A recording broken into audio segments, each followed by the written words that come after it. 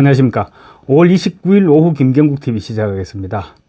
이재명이 오늘 서울 신촌의 한 투표장에서 사전투표를 했습니다. 이재명은 2030 세대 표를 의식해서 자신을 지지하는 청년 유권자들과 함께 사전투표를 했습니다. 그런데 투표장 근처에 있던 또 다른 청년으로부터 조롱 섞인 구호를 들었습니다. 이재명이 투표장에 들어갈 때 이재명 화이팅, 카리나 화이팅, 코끼리를 외쳤고, 또 투표를 마치고 나올 때는 이재명 화이팅, 아드님 화이팅, 형수님 화이팅이라고 외쳤습니다.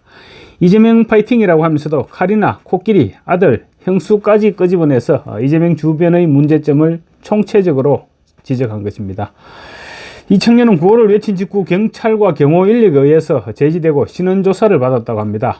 단지 구호를 외쳤다는 이유로 신원조사까지 받았다는 것은 이해할 수 없는 일입니다. 이재명 파이팅이라는 구호에 그쳤더라면 분명히 그런 일은 없었을 것입니다. 자유민주주의 국가에서 구호 몇 번 외쳤다고 구석으로 끌려가서 신원 확인을 당하고 하마터면 경찰서로 끌려갈 뻔했다고 합니다. 이 청년은 골수 좌파인 박성재 전 MBC 사장의 아들이면서 우파 청년인 박준영 씨로 밝혀졌습니다. 박준영 씨는 펜앤마이크와의 통화에서 구호를 외친 직후 경호원들이 먼저 저를 뒤로 끌어냈고 이어 경찰들을 불렀다. 경호 인력의 팔이 접힌 채 약 50m 정도 떨어진 장소로 이동했고 이후 경찰 서너 명과 형사 1명, 경호원 한두 명이 둘러싸고 주민번호 등 신원 확인을 진행했다라고 당시 상황을 설명했습니다. 구호 한 번 외쳤다고 마치 테러리스트라도 되는 것처럼 그런 대접을 받았던 것입니다. 박준현 씨는 자기가 법적으로 뭘 잘못했느냐고 따졌지만 경찰은 경찰서에 가서 얘기를 하라고 했다면서 다행히 그래도 아는 변호사에게 전화를 걸어서 도움을 요청했고 변호사와 경찰이 통화한 이후 현장에서 상황이 종결됐다고 합니다. 변호사가 없었더라면 경찰서로 끌려가서 온갖 취조를 받게 될 뻔한 상황이었습니다. 마치 벌써 이재명 정부가 들어선 것처럼 행동하고 있습니다. 정말 정신 바짝 차리지 않으면 무서운 세상이 올지도 모른다는 공포감이 갈수록 확산되고 있습니다.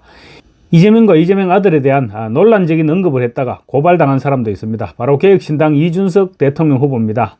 민주당은 의원직 제명까지 추진할 태세입니다. 이제 앞으로 이재명이나 민주당을 건드리려면 국회의원일지라도 제명당할 것을 각오하고 건드려야 하는 그런 세상이 오고 있습니다. 이준석은 여성 신체의 중요한 부분에 젓가락으로 어떻게 하겠다 이런 글을 올린 이재명의 아들 이동호와 관련한 언급을 했다가 지금 줄줄이 고발을 당했습니다. 이병철 법무법인 찬종 변호사는 이준석을 형법상 모욕죄, 허위사실 적시 명예훼손죄, 공직선거법상 후보자 비방죄로 영등포 경찰서에 고발했습니다. 또 시민단체 정치하는 엄마들도 이준석을 정보통신망법 44조 위반, 아동복지법 제17조 위반 혐의로 고발할 예정이라면서 2,000명이 넘는 시민이 단체 고발인으로 참여한다고 밝혔습니다. 민주당 소속 여성 의원들도 일제히 이준석 후보의 발언을 질타하면서 정계 은퇴를 압박하고 나섰습니다. 이준석 후보의 소위 젓가락 발언 파문 이후 좌파들의 이중성이 다시 한번 폭발하고 있는 것입니다. 국민은 아예 생각이라는 것을 할 줄 모르는 줄로 아는지 그야말로 억지 생떼로 일관하고 있습니다. 모든 책임을 이준석에게 떠넘기면서 의원직 사퇴 그리고 제명까지 주장하고 있습니다. 그런데 정작 젓가락 비속어의 원작자인 이재명의 장남 이동호나 또 자식을 잘못 키운 아버지 이재명에 대해서는 아예 입 밖으로 꺼내기조차 못하고 있습니다. 이준석 후보를 고발하고 제명을 추진하려면 이동호는 물론이고 아들을 더럽게 키운 이재명의 사과가 선행돼야 됩니다.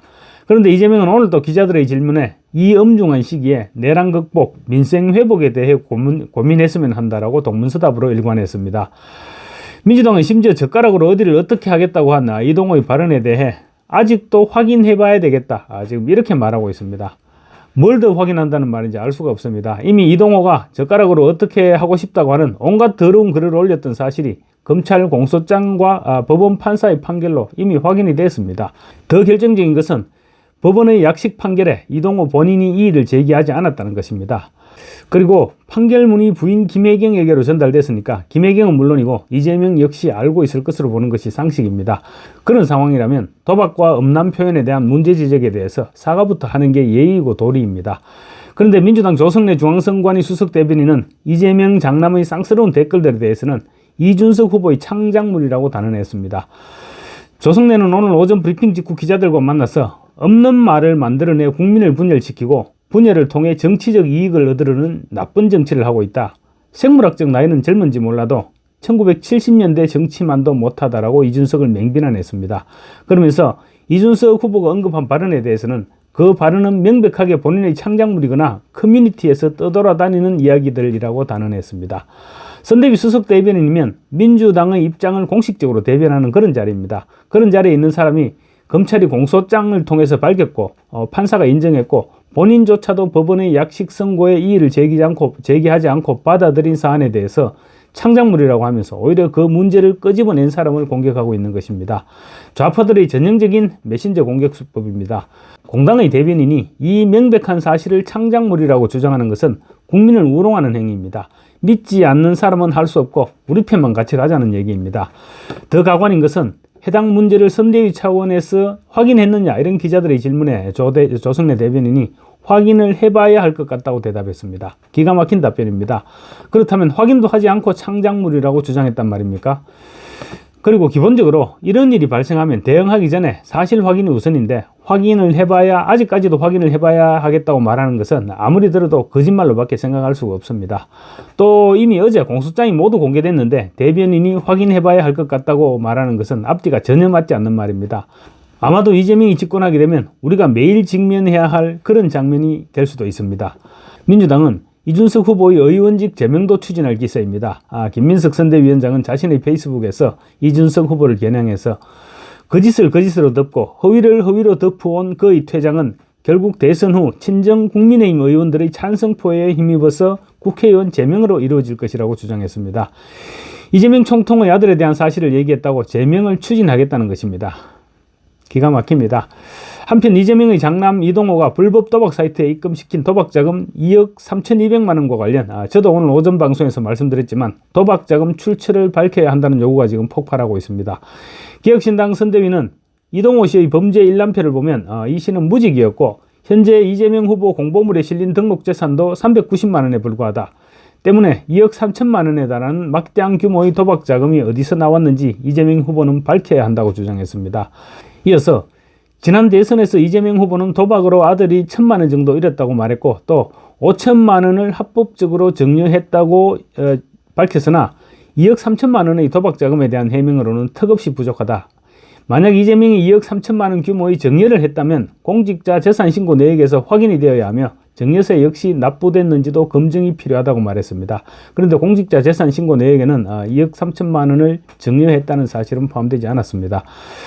법조계에서도 이재명 후보 장남 동호 씨의 도박자금 출처에 대해 의문스럽다는 반응입니다. 관보에 공개된 이동호 예금은 2019년 3월 87만 원, 2020년 3월 5,004만 원, 2021년 3월 5,118만 원, 2022년 1월 6,300만 원인데 검찰 공소장에는 2019년부터 2021년까지 2억 3천만 원 이상을 도박 사이트 충전 계좌에 입금해서 게임머니로 충전했습니다. 그렇다면 이동호는 공개된 재산 약 5천만 원 이외에 최소 2억 3천만 원을 더 가지고 있었다는 얘기가 되는 것이죠. 그래서 증여를 받았다면 증여세 납부 흔적을 공개해야 될 것이고 그게 아니라면 2억 3천만 원이 어디서 나왔는지 반드시 밝혀져야 됩니다. 김종민 변호사는 2억 원이 넘는 상습 도박 사건에 검찰이 500만 원으로 약식 기소하고 법원도 정식 재판 회부를 하지 않은 것은 봐줘도 너무 봐준 것이다. 감찰 대상이다 라고 말했습니다. 그러니까 이재명 가족 입장에서는 법원의 약식 벌금 선고에 감사합니다라고 받아들였던 것입니다. 이재명은 워낙에 거짓말을 많이 하다 보니 한번 구멍이 뚫어지기 시작하면 정신없이 터져 나올 것입니다. 벌써 일각에서는 이재명의 인척 얘기를 둘러싼 이런저런 얘기들이 나오고 있는데 대선 전에 또 다른 문제가 공론화될 가능성 역시 배제할 수 없을 것 같습니다. 감사합니다.